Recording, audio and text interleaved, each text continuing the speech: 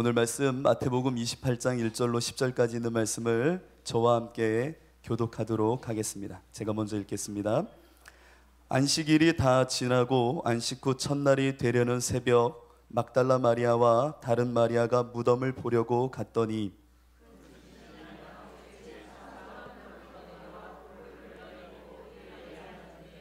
그 형상이 번개 같고 그 옷은 눈같이 희건을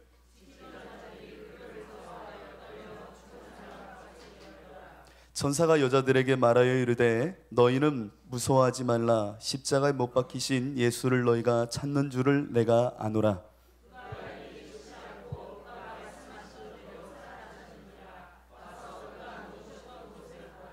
또 빨리 가서 그의 제자들에게 이르되 그가 죽은 자 가운데서 살아나셨고 너희보다 먼저 갈릴리로 가시나니 거기서 너희가 배우리라 하라. 보라, 내가 너희에게 일렀느니라 하거늘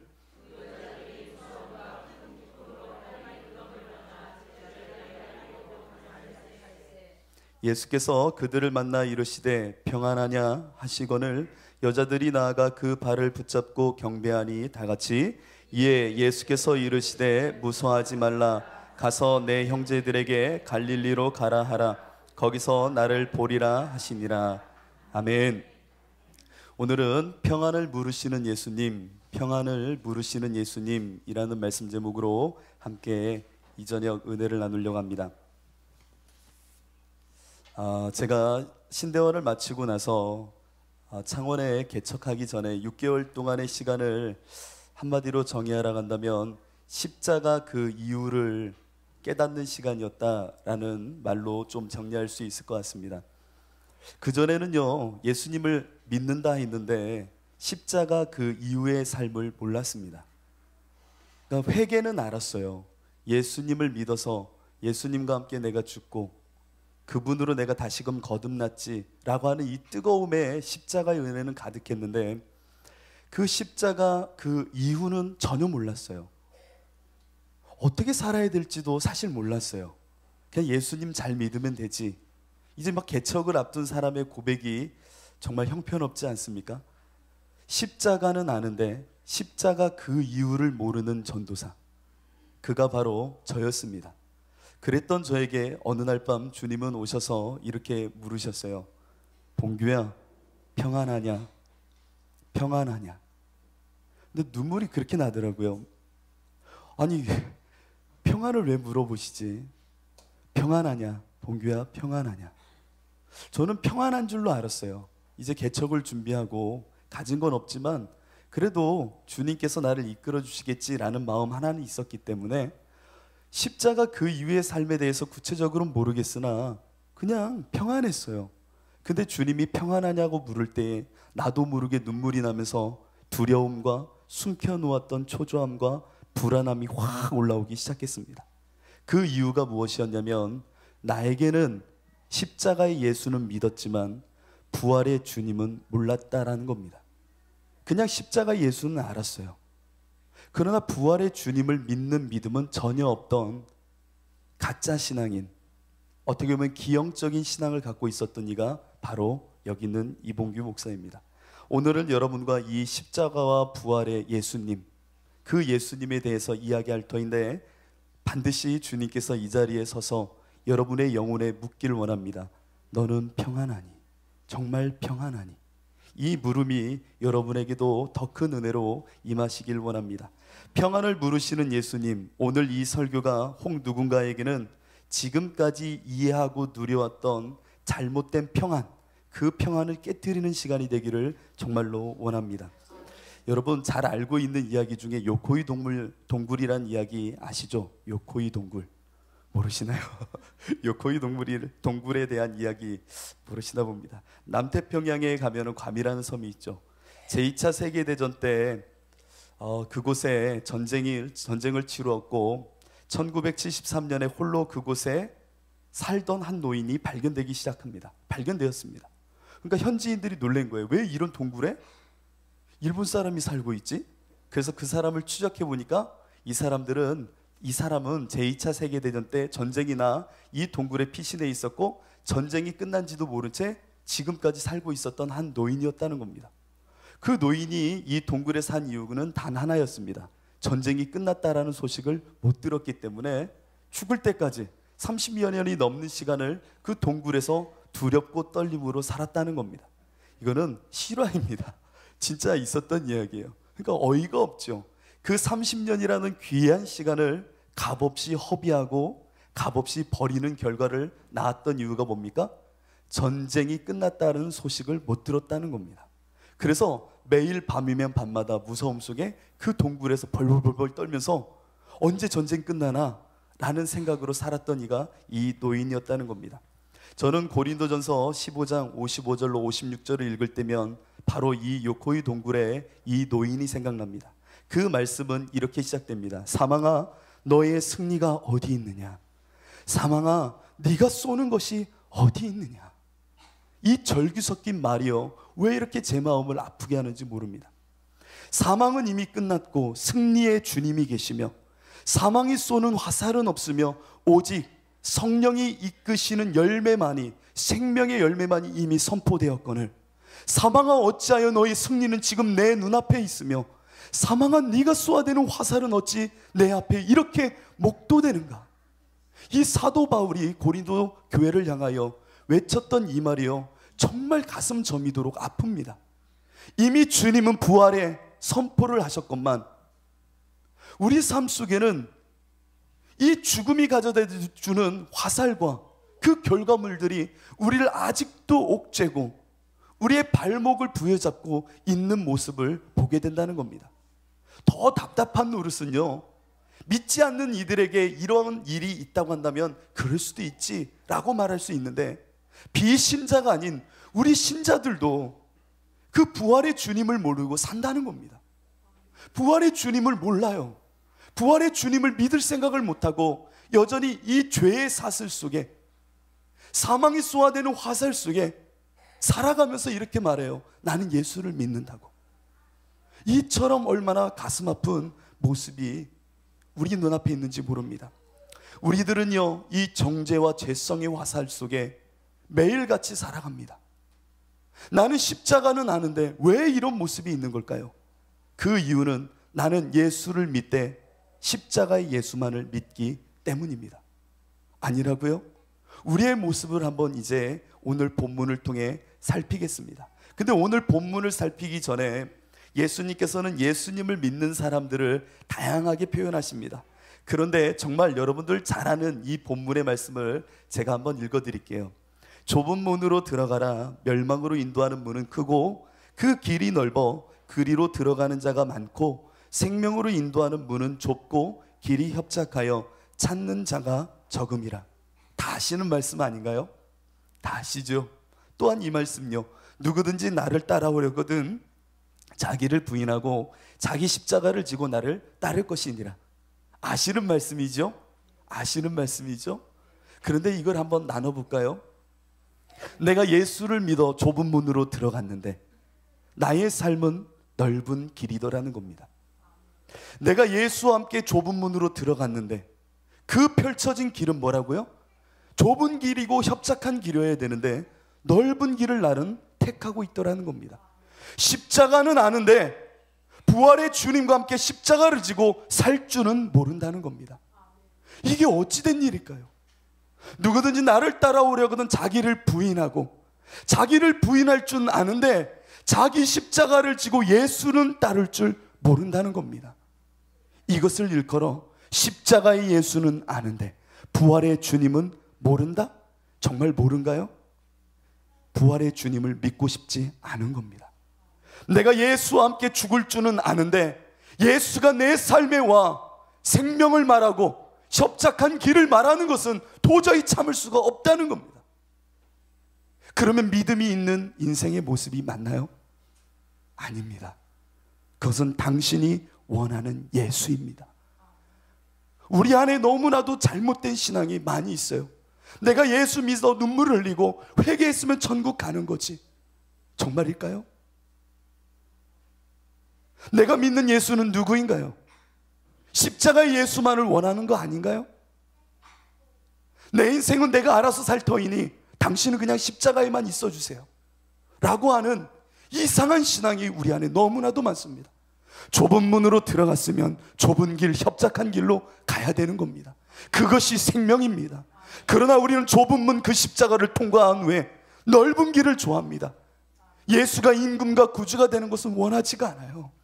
내가 여전히 대장이 되고 내가 주인이 되고 내 모든 선악의 판단의 주체는 내가 되어서 모든 것을 정죄하며 내가 판단하며 내가 살기를 원하는 이 모습 가운데 예수님은 찾아오십니다.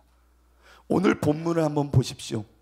부활하신 예수님이 처음으로 막달라 마리아와 다른 마리아를 찾아오십니다.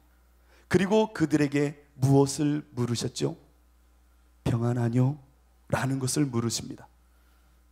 저는 아마 2015년 한국 땅덩어리에 지금 이 순간 예수님이 여러분 앞에 선다면 100% 예수님은 이걸 물으실 것 같아요. 평안하뇨? 샬롬, 평안하뇨? 예수님께서는 반드시, 죄송합니다, 아닐 수도 있어요. 그러나 거의 100%일 것 같아요. 제 마음엔 그래요. 평안을 물으실 것 같습니다. 예수님이 평안을 묻더라는 겁니다. 그 예수님은 십자가에 죽고 부활하신 예수님이 묻는 물음입니다. 십자가에 죽기 이전의 예수님이 아니라 십자가에 죽으시고 부활하신 예수님이 묻는 첫 번째 물음은 평안하뇨? 누구야? 평안하니? 라는 것을 묻더라는 겁니다. 예수님이 죽지 않으셨고 부활하지 않으셨다면 이 물음은 쉬운 물음입니다. 네, 평안해요. 안녕하세요? 라고 묻든 안녕해요 라고 대답할 수 있는 소재의 이야기입니다. 그러나 예수는 십자가에 죽으셨고 부활하셨단 말입니다. 십자가에 죽고 부활하신 예수가 묻는 물음이기에 우리는 온몸이 떨리는 겁니다. 마치 도둑이 재발거리듯 부모님의 지갑에서 돈을 훔친 자가 밤에 밥 먹으면서 아들 오늘 하루 잘 지냈어? 왜요? 아니 잘 지냈냐고. 아니요, 잘 지냈어요. 십자가 죽음이 무서워 도망갔던 저들에게, 죽음 앞에 초조함과 두려움으로 살던 저들에게 예수는 부활하여 처음 묻는 것이, 죽음을 이긴 예수가 묻는 물음은 평안이었다라는 겁니다. 평안. 죽음은 인생 가운데 두려움을 갖고 오는 법입니다. 죽음은 인생 가운데 불안을 갖고 오는 겁니다. 참을 수 없는 불안, 초조함, 그것이 바로 인생으로 하여금 육신의 정욕을 사랑하게 만드는 겁니다. 끊임없이 죽기 때문에 이 죽음이란 한계성이 우리로 하여금 얼마만큼 우리를 초조하게 만들고 미래에 대한 두려움 속에 남들과 경쟁하게 하며 하나님보다 나를 얼마만큼 더 사랑하게 만들고 있는지 여러분들이 잘 아시지 않습니까? 남들보다 더 올라서길 원하고 빨리 더 많은 것을 누리길 원하고 저 하늘 영원을 시구하기보다는 지금 이 순간의 쾌락과 기쁨과 술의 취함을 더 좋아하는 것이 무엇이 만든 결과입니까? 죽음입니다. 죽음이라는 것이 나에게 육체의 정욕을 만들고 있다는 것, 여러분이 잘 아는 사실 아닙니까? 막달라 마리아, 다른 마리아, 죽음이 무서워 도망갔던 제자들, 그 죽음 앞에 벌벌 떨던 그들에게 부활하신 예수는 묻습니다. 평안하냐? 넌 정말 평안하냐? 죽음의 권세를 이긴 자가 맞느냐?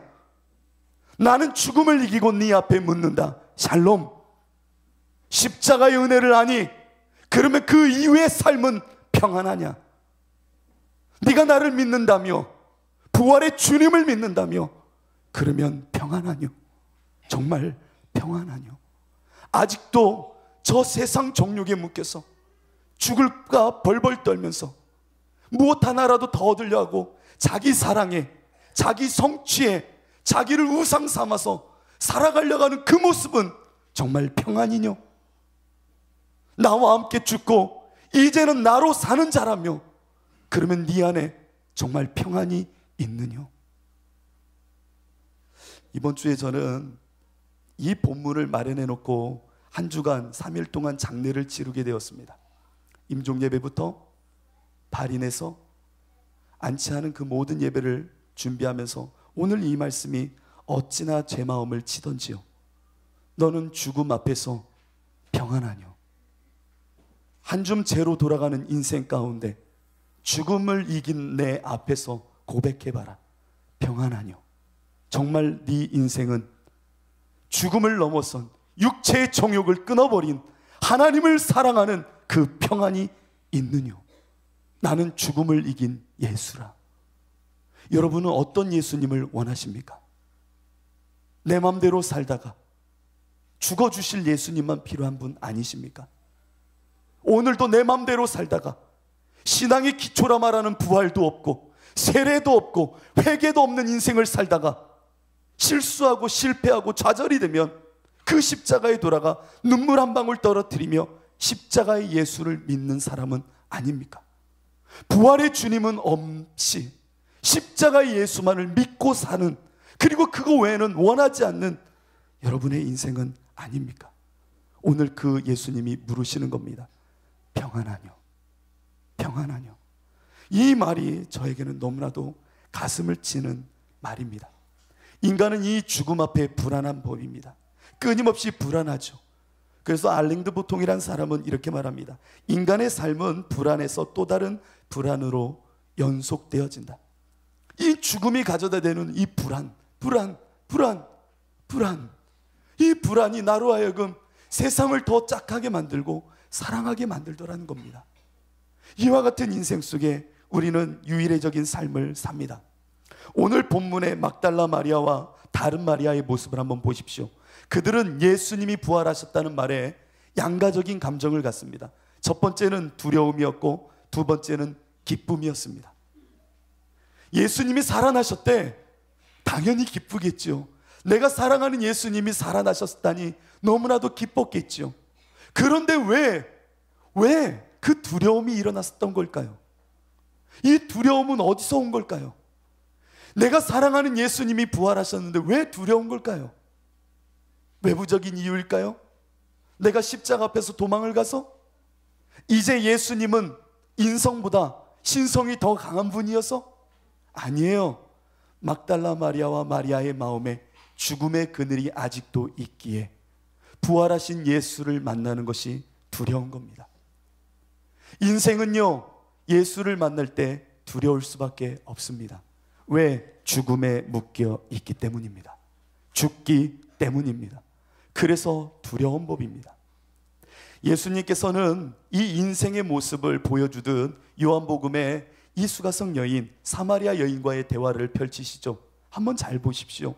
예수님께서 그 여인을 만났을 때 나에게 물 좀 다오 라고 말합니다. 그러자 그 여인이 그 물 달라는 예수를 바라보며 이런저런 얘기를 할 때에 예수님이 이런 말씀을 하죠. 내가 누군 줄 알았더라면 오히려 네가 나한테 물 좀 달라 할 터인데. 그때 여인이 말합니다.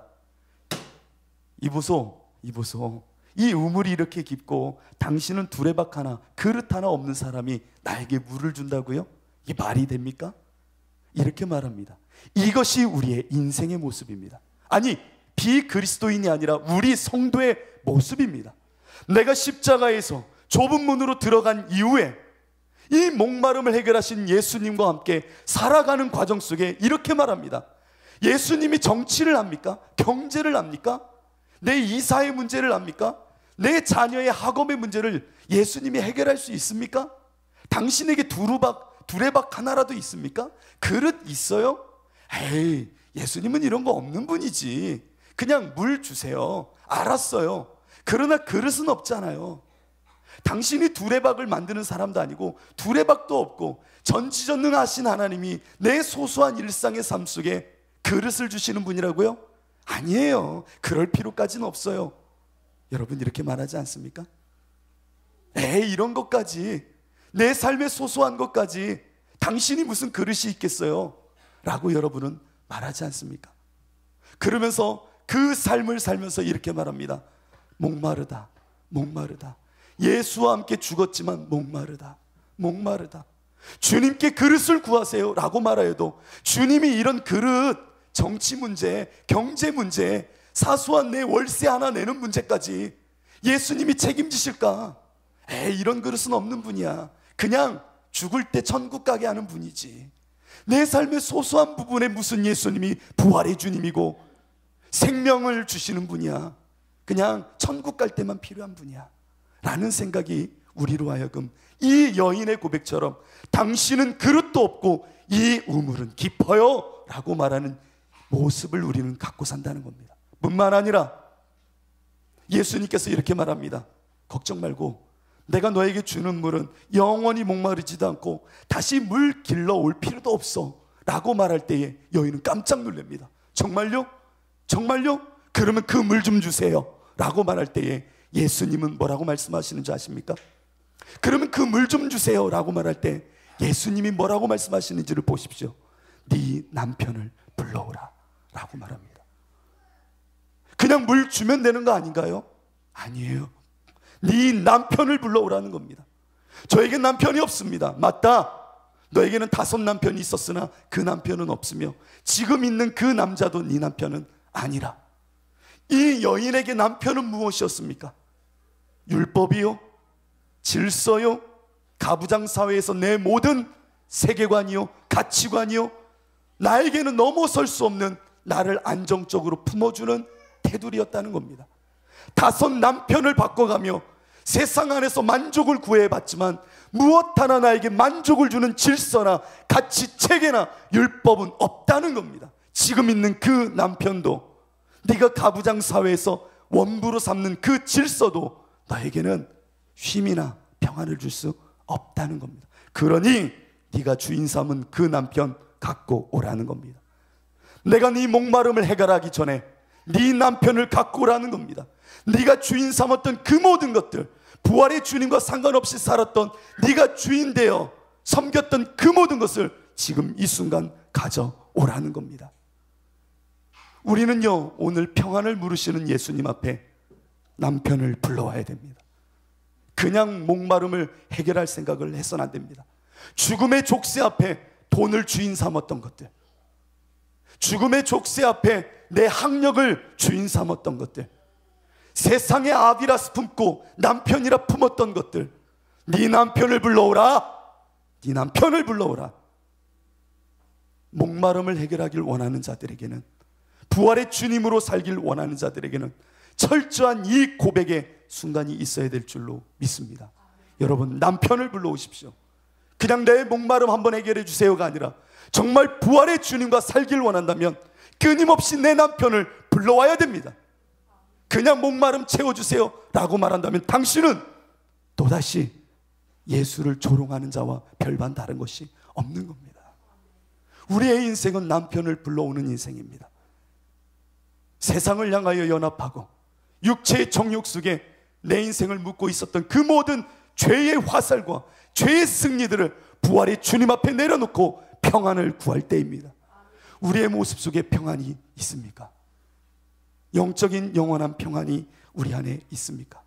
그러므로 이제 예수 그리스도 안에 있는 자에게는 결코 정죄함이 없나니 이는 그리스도 예수 안에 있는 생명의 성령의 법이 죄와 사망의 법에서 너를 해방하였음이니라. 우리는 예수를 믿되 십자가 예수만을 믿는 것이 아니라 부활의 주님도 믿는다는 겁니다. 그런데 왜 내 안에는 부활의 주님이 없냐는 얘기예요. 막달라 마리아, 다른 마리아, 예수를 만나 기뻤으나 그 마음에 여전히 두려움은 있더라는 겁니다. 우리 안에 이 두려움의 문제가, 이 죄의 문제가, 죽음의 문제가 해결돼야 될 줄로 믿습니다. 순교의 피를 뿌렸던 수많은 우리의 선배들은 이 죽음의 족쇄를 끊었던 이들이요, 나는 죽었다 말하는 우리 또한 이 죽음의 족쇄를 끌어낸 자들입니다. 그런데 여전히 죽음의 족쇄 앞에 벌벌 떨고 죽음 앞에 우리의 모든 것을 아직도 해결하지 못하고 있다면 나는 예수는 믿되 십자가의 예수만을 좋아하는 사람입니다. 이거는 예수를 믿는 것이 아니라 예수를 기형적으로 만들어내고 있는 겁니다. 부활의 예수님을 이제 인정해야 됩니다. 예수님을 대하는 사람들은 크게 2가지 태도를 보입니다. 오늘 본문은 굉장히 서사적이어서 딱딱해요. 문체가 딱딱해요. 하지만 예수님의 부활 사건에 대하여 성도는 반드시 2가지 반응을 합니다. 첫 번째는 부활 사건으로 시작해 제자를 파송하시는 예수님의 모습을 갖거나, 두 번째, 대제사장들과 장로들을 위시한 경비병을 파송합니다. 제자를 파송하거나 경비병을 파송하거나 둘 중에 하나로 나뉘어집니다. 이 모습이 명확한 진리인 것 같아요. 예수를 믿으면 두 가지 반응밖에 없습니다. 정말 예수님을 믿는 제자를 파송하거나 경비병을 파송해 모든 부활 사건을 위장하고 십자가만을 말하는 인생들 둘 중에 하나로 나눠지더라는 겁니다. 저는 살아계신 예수님을 이 인정하는 문제에 있어서 비신자의 자리에서가 아니라 우리 모두는 이제 성도의 자리에서 이 말씀을 섬뜩할 정도로 받아들여야 됩니다. 나는 예수님과 함께 제자를 파송하는 무리인가? 아니면 경비병을 파송하여 예수님의 부활을 은폐하고 돈으로 매수하며 잠시의 평안을 위하여 예수는 십자가에 죽는 걸로 족하는 걸로 남는 인생을 살 것인가? 둘 중에 하나입니다. 그 이상도 이하도 없다는 겁니다. 내 삶의 주인의 문제로 다시 한번 돌아와 보십시오. 우리 삶 속에 내 안의 주인은 정말 누구입니까? 내 삶의 문제에 있어서, 구체적인 삶의 문제에 있어서 우리는 너무나도 내 권리 주장을 많이 합니다. 내 자유의지를 너무나도 표명을 합니다. 내가 선택할 거야. 내가 결정할 거야. 예수와 함께 죽었다 말하고 십자가 좁은 문을 넘어섰다 하지만 협착한 길, 그 길로 가기보다는 넓은 길, 내가 선택하고 내가 판단하는 자기 주장의 이 모습이 여전히 남아 있습니다. 여러분 그거 아세요? 좁고 험한 길이라고요? 사실 우리는 하나님께 가는 길은 좁고 험한 길이 아닙니다. 그 길이 아예 없었어요.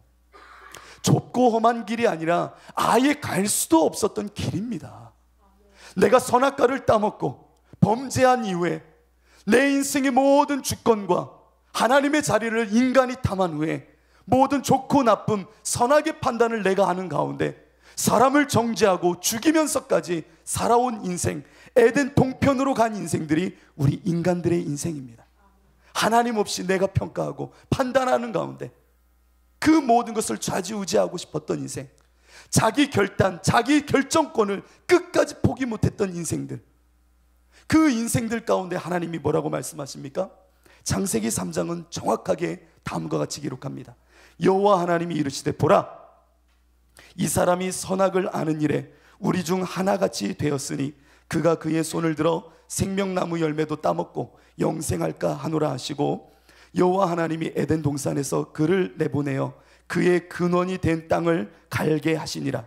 이같이 하나님이 그 사람을 쫓아내시고 에덴 동산 동쪽에 그룹들과 두루 도는 불칼을 두어 생명나무의 길을 지키게 하시니라. 생명나무를 탐하지 못하도록 그룹을 두고 불타는 칼로 그 길을 막아선 분이 하나님이십니다. 너네와 나는 끝났다는 겁니다. 더 이상 너에겐 생명이 없다는 얘기입니다. 그냥 이렇게 살다 죽어야 된다는 겁니다. 생리적 우리의 인생의 모습은 생명 없는 흙이고 생기 없는 티끌이었다는 겁니다. 너희와 나 사이에는 좀처럼 이제 길은 없다는 겁니다. 그런데 오직 예수의 은혜로, 그분이 값없이 주신 그 은혜로 우린 영원한 형벌과 죽음의 고통 속에 빠질 수밖에 없던 인생들이 죽음의 것들을 뿌러내리고 산소망 가운데 영원한 생명을 누리는 자로 올라섰다는 겁니다. 그래서 말씀하십니다. 이제 좁고 험한 길로 가자는 겁니다. 내가 마련한 이 좁고 험한 길, 좁은 문, 좁은 길로 가 저 생명의 과실로 가자는 겁니다. 그런데도 우리는 좁은 문으로 들어가 좁은 길로 갈지 모르고 여전히 내가 주인이 되어 편한 길, 내가 판단하는 길, 내가 결정하는 길만을 좋아하니 예수의 죽음은 무엇입니까? 정말 우리는 예수를 믿는 자가 맞습니까?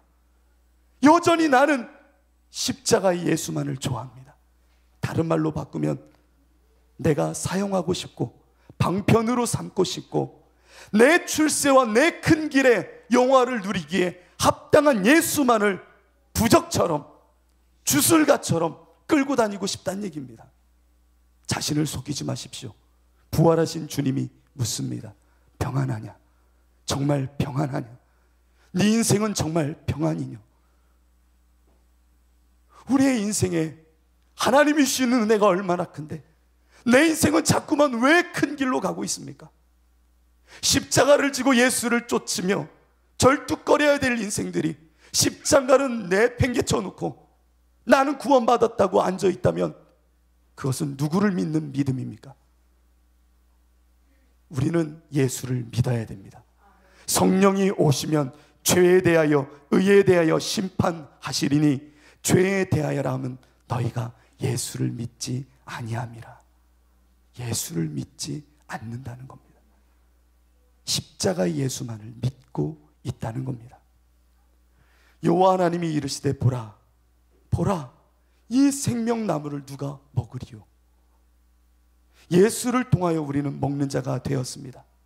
그러나 오늘 본문을 보면 아까 말씀드렸듯 정말 제자로 파송되거나 경비병을 파송하는 모습 속에 오늘 경비병들에게 대제사장과 장로는 나와 이렇게 말합니다. 내가 너에게 돈을 많이 줄 터이니 돈 많이 줄 테니까 제자들이 지난밤에 이 시체 갖고 갔다고 말해 라는 겁니다. 종교 지도자들, 종교인들의 이 모습을 보십시오. 돈 앞에서 예수는 십자가에 죽는 자로 남아 있어야 되는 겁니다. 우리의 인생을 한번 살펴보십시오. 돈 앞에서 예수는 얼마만큼 더 죽어야만 되는 겁니까? 예수님 제발 죽어 계세요. 답답하네. 내가 이번 이 돈 한 건만 하면 죄송합니다. 헌금 많이 할 테니까 한 번만 죽어 계세요. 당신은 좀 이때는 부활의 주님 아니라니까요. 그냥 한번 눈 딱 감고 죽어주세요. 내가 한번 범죄하면 이 돈 명예 한번 얻으면 더 큰 영광 돌릴 테니까 잠깐만 계세요. 내 삶의 부활의 주님은 잠깐만요. 대제사장과 장로들은 돈을 많이 쥐어주며 제자들이 시체를 훔쳐갔다 말하여 예수는 죽는 자로 남길 원하였다는 겁니다. 여러분의 인생은 어떻습니까? 또한 두려워 떠는 경비병들, 내가 만약에 밤새 잠을 자서 예수 시체를 제자들이 훔쳐갔다 말하면 총독이 분명히 나를 해할 터인데 어찌합니까? 대제사장이 말합니다. 걱정 마, 내가 총독에게 말하여 아무 일도 없게 할 터이니 평안해 라고 말합니다. 이 모습 속에 우리의 모습 또한 걸려드는 겁니다. 잠시의 평안과 잠시의 만족을 위하여 우리는 예수의 진정한 평안을 집어던진 채 예수를 끊임없이 못 박더라는 겁니다. 한 번만 눈 딱 감아주세요. 이번 것만 잘하면, 이번만 잠깐 쉬면 좋잖아요. 예수님도 좋고 나도 좋고. 나는 예수를 믿는 자가 맞습니까? 맞습니까? 제가 너무 이렇게만 막 끌고 가니까 막 두려워하시는 것 같아요. 저도 그렇게 못 살면서 그러는 것 같기도 하고. 제가 고등학교 3학년 때의 일입니다. 좀 이렇게 하니까 숨통이 좀 트이시는 것 같죠. 설교하면서 제가 얼마나 두려운지요. 하나님 앞에서요. 자꾸 뒤에서 그러시는 것 같잖아요. 너 평안하니? 정말 계속 물으시는 것 같아가지고 하면서 계속 진땀이 나요. 고3 수련회 때 일입니다. 제가 고등학교 3학년이 되니까 선생님이 수련회 못 가게 하더라고요. 고3이 대학교 가야지 무슨 수련회냐고요. 그리고 그 기숙사 생활하던 저에게 선생님들이 이제 이런 말씀하시더라고요. 이번 수련회 이런 거 없다. 아무도 못 가는 거야. 갔다 오는 놈들은 아주 그냥 제적해서 파버릴 거고 졸업장도 없고 대학 못 가는 걸로 생각해 하고 위협을 하시는 겁니다. 그리고 갔다 오면 줄바따 맞는 거 알지? 뭐 그러시는 거예요. 근데 정말 고3들은 수련회 안 가는 걸로 알고 있잖아요. 근데 제 마음속에 수련회 가고 싶은 거예요. 와, 나 정말 수련회 가고 싶은 거예요. 은혜 받고 싶은 거예요. 은혜 받고 싶은 거예요. 공부 잠깐 2, 3일 안 해도 괜찮잖아요. 중고등부가 없으니까 이런 얘기 합니다. 너네는 해야 되는데. 아무튼 막 그런 거예요. 그래서 그 아침 조회 때 하신 말씀이 있었지만 제가 교무실 문을 두드리고 들어갔습니다. 김기모 선생님이셨어요. 아직도 기억납니다. 안녕하세요 선생님. 왜 봉규? 저 수련회 가려고 하니까 아침에 말했는데 안 가? 그러니까 그 앞에 있었던 정말 무서운 선생님이 막 육두문자를 던지시면서 나가달라고 나가달라고 그러시는 거예요. 그래서 진짜 수련회 가고 싶은데 막 너무 그런 거예요. 그리고 나서 또 1교시, 2교시, 3교시 지났는데 정말 수련회 가고 싶은 거예요. 내가 뭐 핍박을 받건 뭐 하건 정말 주님하고 같이 누리고 싶은 거예요. 은혜를 누리고 싶은 거예요. 그래서 다시 3교시 끝나고 다시 교무실을 두드리고 들어갔어요. 선생님 딱 앉아 계시더라고요. 그래서 선생님, 봉기 왜? 또 수련회? 그래서 저 정말 수련회 가고 싶어요. 그랬더니 이런 막 또 욕을 하시는 거예요. 욕을 하시고 격려도 하시더라고요. 욕으로 격려하시더라고요. 와 그러시더라고요. 근데 순간요, 제 마음속에 머리에 지혜가 떠오르는 거예요. 그런데 저도 왜 그랬는지 정말 모르겠습니다. 그때는 그랬어요. 선생님, 저 몇 년 담임이세요? 그때 선생님이 야, 고3 내가 1년 더 담임하지. 그때 제가 이렇게 말했습니다. 교무실에서 큰 목소리로. 그쵸, 선생님 저 1년 담임하시죠? 하나님은 저 평생 책임지신대요. 그랬더니 선생님이 미쳤다, 얘는 미쳤다, 말려도 소용없는 애다. 그래서 저는 갔다 오고 혼났다는 거 아닙니까? 제 마음속엔 그랬어요. 잠시 혼나더라도 주님하고 같이 즐기는 게 너무 좋은 거예요. 공부 조금 못해도요, 내가 주님하고 동행하고 그 은혜 누리는 게 너무 기대가 되더라고요.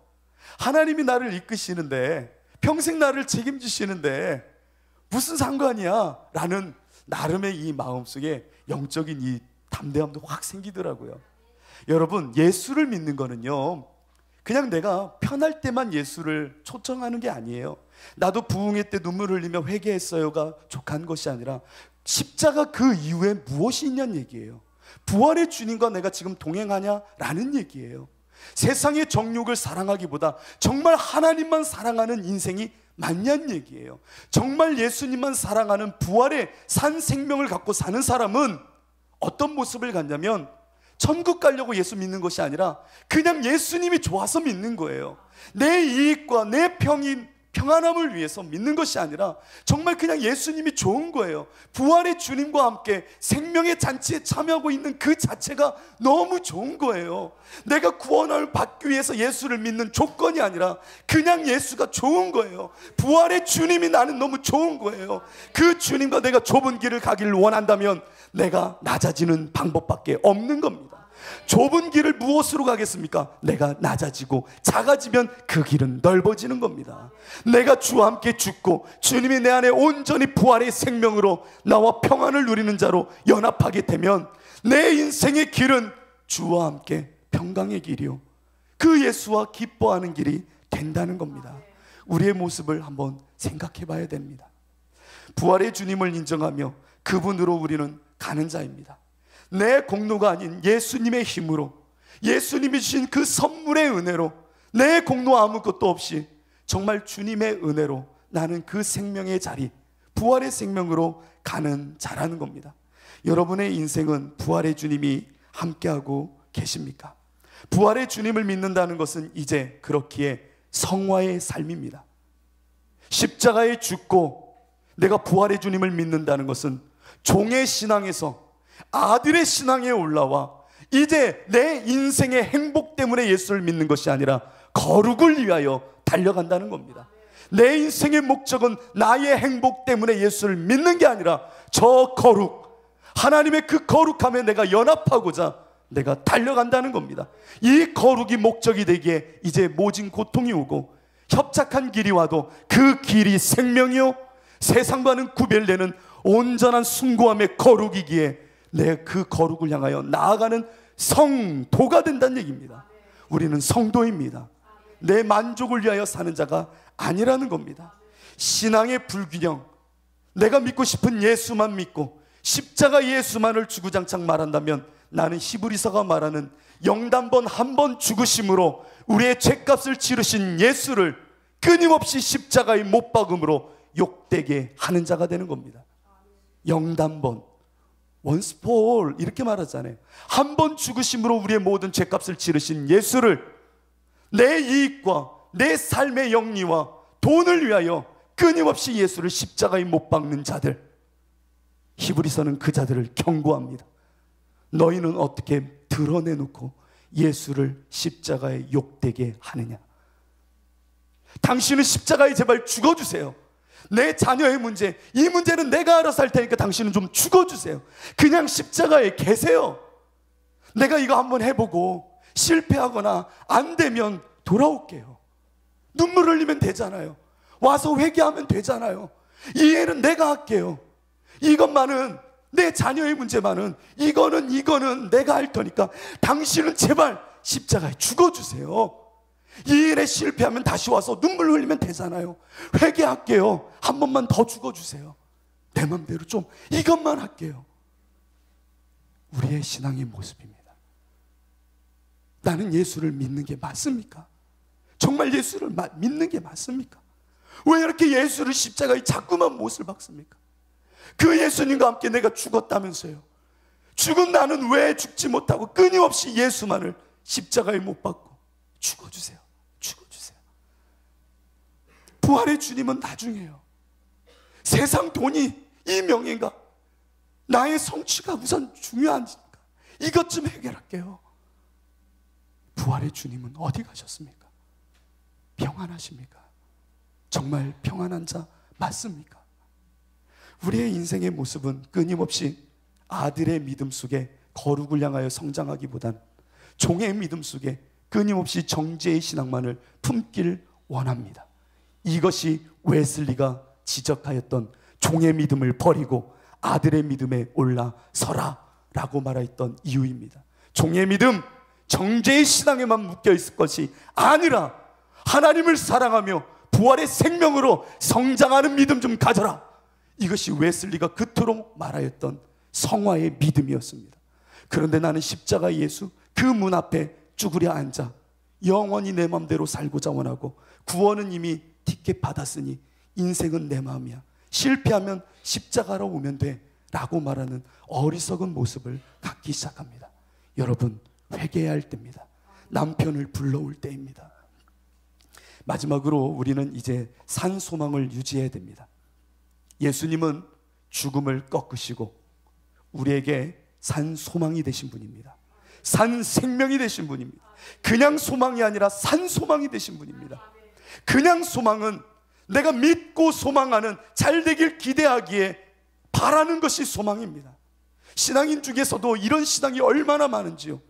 주와 함께 죽고 주님이 주시는 믿음 속에 품는 소망이 아니라 내가 잘 될 것을 믿고 소망하기에 그것을 집착처럼 사랑하는, 자기 소망이 하나님이 주신 소망인 줄 알고 사는 자가 너무 많습니다. 그런 자들에게는 부활의 주님이 필요 없는 겁니다. 사실 정말 예수님을 사랑하는 자는 십자가의 사랑을 고스란히 담아냅니다. 십자가의 사랑이 뭡니까? 자기 부인입니다. 나를 끊임없이 내어놓는 겁니다. 자기 부인이 상실된 종교, 자기 부인이 없는 신앙인, 그거는 거짓된 신앙만 낳습니다. 예수님과 함께 죽었기에 그분의 마음을 따라 보는 것이 믿음이며 주님이 보시는 그 믿음의 지경과 지평이 산 소망입니다. 그 소망이 주님으로부터 왔기에 이제 나는 그 부활의 주님이 주신 산 소망을 붙잡고 사는 겁니다. 늘 주님이 앞장서시는 겁니다. 왜? 내게 뿌리를 둔 것이 아니라 오직 내가 사랑할 저 하나님께 내가 사랑함으로 믿고 소망하는 산 소망을 두었기에 그분과 연합하여 그분이 가시는 대로 부활의 주님을 뜻을 따라 내 삶을 살게 되어 있다는 겁니다. 우리는 진정한 사랑 위에 역사하는 믿음과 그 믿음을 따라 주시는 의의 소망, 산 소망을 붙잡는 자가 되어야 됩니다. 내가 믿고 소망하는 좋은 것을 사랑한다면 우리는 바리새인, 율법주의자와 별반다는 것이 없는 겁니다. 잘 될 거야. 그러니 내가 주님께 11조도 하는 거지. 감사헌금도 해. 내가 이렇게 교회 나와 섬기잖아. 이거는 주술적인 신앙입니다. 믿고 소망하기에 사랑합니까? 그것은 하나님과 상거래하는 겁니다. 내가 주님을 사랑하기에 내 모든 것을 십자가에 못 박고 주님이 내 안에 온전히 주님이 되셔 부활의 주님이 보이시는 그것을 보는 것이 믿음이고 주님이 먼저 앞서 행하시는 것을 보며 따라가는 것이 산 소망을 품는 자의 모습입니다. 우리의 삶 속에 부활의 주님은 먼저 가고 계십니까? 여전히 내가 앞장서고 있습니까? 그것은 믿고 소망하기에 사랑하는 자들의 행태입니다. 우리의 모습을 볼 때입니다. 저는 4월이 되면 항상 처음 목사 안수를 받던 때가 항상 기억이 납니다. 하나님께서는 저에게 그 목사 안수의 이후에 잊을 수 없는 영적인 다루심의 시간이 한 번 있었습니다. 저희 가족에게 주셨던 은혜이기도 합니다. 이것이 제 목회의 부활의 주님과 십자가에서 죽으시고 부활하신 예수님을 믿는 신앙을 끊임없이 놓치지 않게 하는, 어떻게 보면 저에게는 큰 사건이었습니다. 구미에서 목사 안수를 받고 나니까 너무 마음이 묘하더라고요. 너무 좋더라고요. 너무 행복하더라고요. 그리고 나서 가장 먼저 해보고 싶은 게 뭐였냐면 축도였어요. 축도뿐만 아니라 제단에 올라와서 설교하고 싶은 거예요. 저희 교회는 10명도 채 안 되는 조그마한 교회였거든요. 그래도 그 교회에서 4년 동안 담임 전도사로 고군분투하며 이제 목사 안수를 받았으니 얼마나 좋았겠습니까? 행복하더라고요. 그리고 금요심야가 딱 돼서 올라오려고 하는 겁니다. 구미에서 올라와 이제 우리 아내와 처음으로 이 제단에 올라가 할렐루야 한번 해보는 겁니다. 할렐루야. 그러면 저희 아내랑 애들이 아멘 하겠죠. 막 기대가 되는 겁니다. 너무 좋을 것 같아요. 그리고 나서는 상가 3층에 있는 조그마한 교회에 올라와서 문을 여는데 안 열리는 겁니다.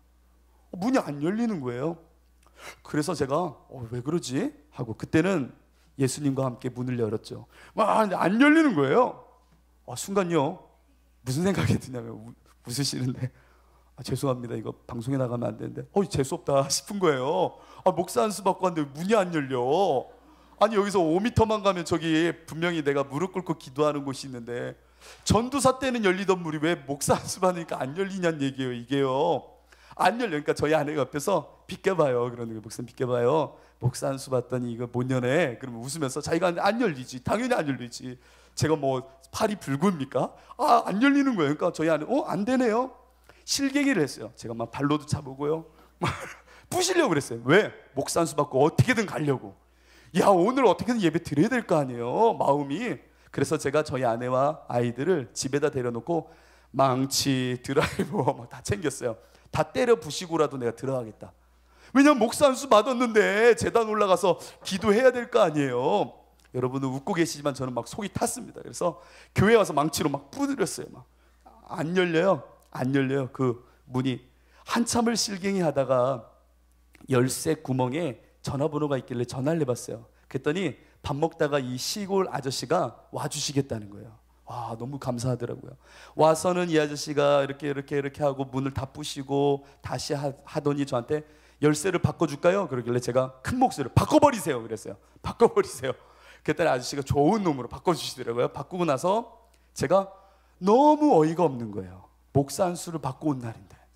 그래서 제가 제단에 딱 올라가 트레이닝복 차림으로 딱 하고 십자가 무릎을 딱 꿇고 말했습니다. 하나님, 목사 돼서 온 첫날 문을 안 열어주시는 게 어디 있습니까?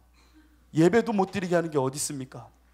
막 뭐라 하는데 제 마음에 분명하고 선명한 말씀으로 하시길, 종아, 봉규야, 다윗의 열쇠를 가진 자가 말하노니 내가 문을 열면 닫을 자가 없고 닫으면 열 자가 없으니 네 목회는 이렇게 가는 거야.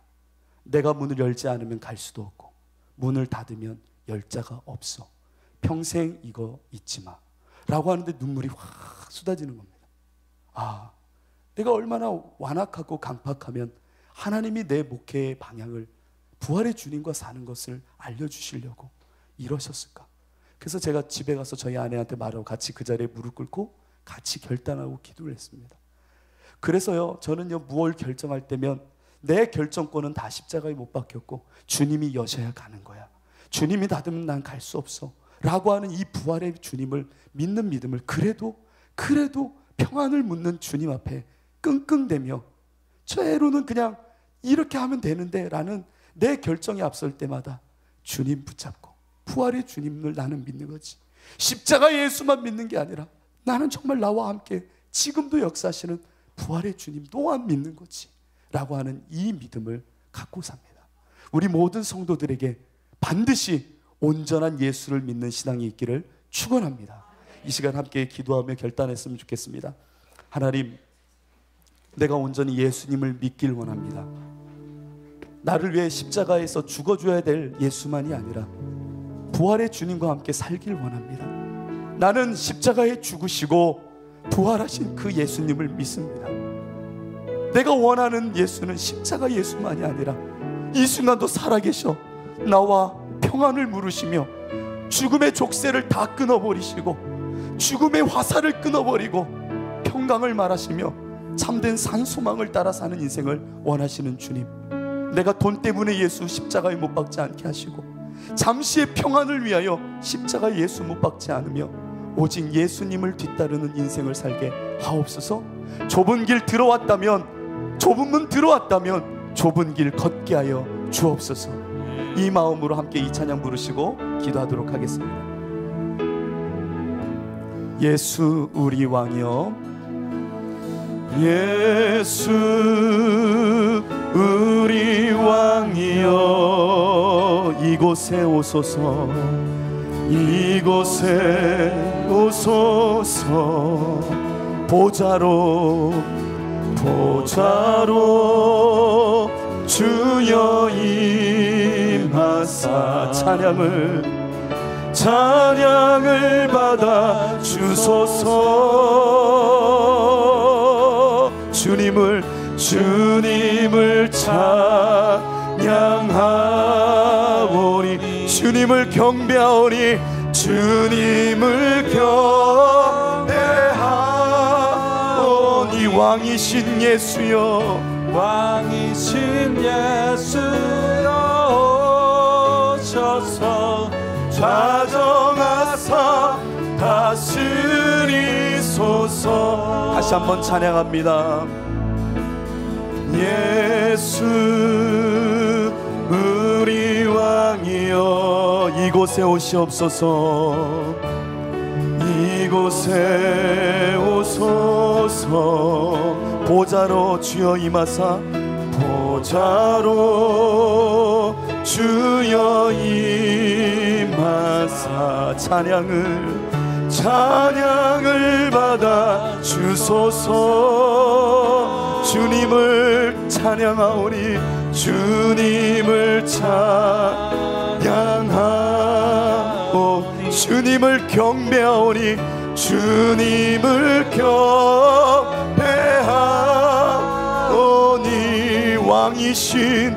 왕이신 예수여 오셔서 좌정하사 다스리소서. 아멘. 이 시간에 함께 기도할 때 내가 예수님을 믿기를 원합니다. 성령님, 나를 책망하시는 성령님, 내가 십자가에 죽으시고 부활하신 그 예수님을 믿기를 원합니다. 내가 주와 함께 죽었다면 주의 십자가를 지고 주를 따르게 하여 주옵소서. 좁은 문으로 들어갔다면 좁은 길로 주의 생명의 땅까지 가게 하여 주옵소서. 부활의 주님을 놓치지 않게 하시고 부활의 주님의 산소망을 갖고 살게 하여 주옵소서. 돈 때문에, 잠시의 평안 때문에 우리 주님의 참다운 평안을 놓치지 않게 하시고 늘 주님을 믿는 온전한 믿음을 주옵소서. 우리 이 마음으로 주님 한번 부르시고 기도하도록 하겠습니다.